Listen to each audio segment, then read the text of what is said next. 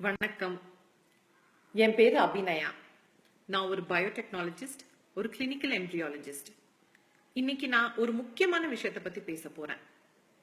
Polycystic ovarian syndrome. என்னடா அது? ஊரே ஜல்லிக்கட்டை பத்தி பேசிட்டு இருக்கு. இவங்க என்ன பாலிசிஸ்டிக் ஓவேரியன் சிண்ட்ரோம்ங்கிறத பத்தி பேச போறாங்கங்கிறாங்க? இருக்கு, நிறைய சம்பந்தம் இருக்கு. இன்னைக்கு இருக்கிற காலகட்டத்துல நம்ம பெண்களுக்கு ஒரு பெரிய பூதாகரமான விஷயமா நிக்கக்கூடிய ஒரு நோய் பாலிசிஸ்டிக் ஓவேரியன் சிண்ட்ரோம். இந்த நோய்னால பலவிதமான பாதிப்புகள் இருக்கு. அதுல முக்கியமான ஒரு விஷயம் மலட்டுத்தன்மை. நமது பெண் குழந்தைகள் 5வது படிக்கையிலேயே பெரிய பெண்களா ஆகிடுறாங்க. இது எல்லாத்துக்கும் காரணம் இந்த பாலிசிஸ்டிக் ஓவேரியன் சிண்ட்ரோம் தான்.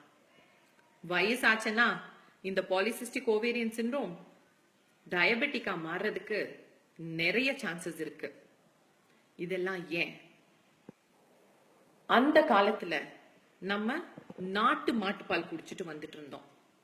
இன்னைக்கு நம்ம குடிக்கிற பால் ஹார்மோன் இன்ஜெக்ஷன்ஸ் ஏத்தப்பட்ட ஜெர்சி மாட்டுல இருந்து வர்ற பாலை தான் நம்ம குடிக்கிறோம். அந்த காலத்துல நம்ம வீட்டுல நாட்டுக்கோழி வளர்த்துட்டு வந்துட்டு இருந்தோம். அந்த நாட்டுக்கோழியையும் அந்த நாட்டுக்கோழி இடுற முட்டைகளையும் தான் நம்ம சாப்பிட்டுட்டு வந்துட்டு இருந்தோம். ஆனா இன்னைக்கு நம்ம சாப்பிடுற முட்டைகள் எல்லாமே பிராய்லர் கோழி முட்டைகள். நம்ம சாப்பிடுற முக்காவாசி சிக்கன் பிராய்லர் கோழிகள். அந்த காலத்துல நம்ம சிறுதானியங்கள், கம்பு, கேழ்வரகு, பனிவரகு அப்படிங்கிற சிறுதானியங்களை நிறைய சாப்பிட்டுட்டு வந்துட்டு இருந்தோம். அரிசி கூட கைக்குத்தல் அரிசியா தான் இருந்துச்சு. ஆனா இன்னைக்கு நம்ம சாப்பிடுற அரிசி polished rice, basmati rice, burger, pizza, இது எல்லாமே மைதா தான். இதனால சிம்பிள் கார்போஹைட்ரேட்ஸ் ரொம்ப ஜாஸ்தி ஆயிட்டே வருது. இதனால பிசிஓஸ் ஜாஸ்தியா உருவாயிட்டே வருது. Periods problem, menstruation irregularities. மென்ஸ்ட்ருவேஷனே வராது, வயசுக்கு வந்திருப்பாங்க, ஆனா 2 வருஷத்துக்கு அவங்களுக்கு மாதவிடாயே வராது. இதுக்கு எல்லாத்துக்கும் காரணம் இந்த பாலிசிஸ்டிக் ஓவேரியன் சிண்ட்ரோம். இது எல்லாத்துக்கும் காரணம் நம்ம அயல் நாட்டு பொருட்கள் மீது வைத்திருக்கிற மோகம் தான். என்னைக்கு இக்கரைக்கு அக்கறை பச்சைங்கிற அந்த நினைப்பு விட்டுட்டு நம்ம ஊர்ல கிடைக்கிற பொருட்களுக்கு நிறைய மதிப்பு கொடுக்க ஆரம்பிக்கிறோமோ அன்னைக்கு நம்ம ஆரோக்கியம் நமக்கு திரும்ப வரும். இது எல்லாரும் ஞாபகம் வச்சுக்கோங்க. நான் ஆடு, கோழி, மாடுக்கு மட்டும் சொல்லல, நம்ம காய்கறிகளுக்கும் தான் சொல்றோம்.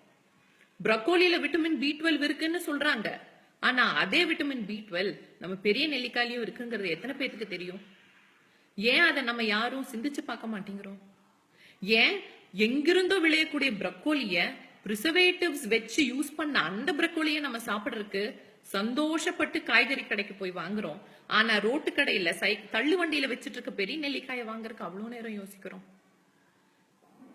நம்ம வேர்களை நம்ம மறக்க மறக்க நம்மளுடைய உடம்புக்கு நம்மளே தீமைகளை விளைவிச்சுக்கிறோம். நம்ம வேர்களை நம்ம நினைக்க நினைக்க, நான் கட்டாயமா சொல்றேன், நம்ம ஆரோக்கியம் நமக்கு திரும்பி வரும்.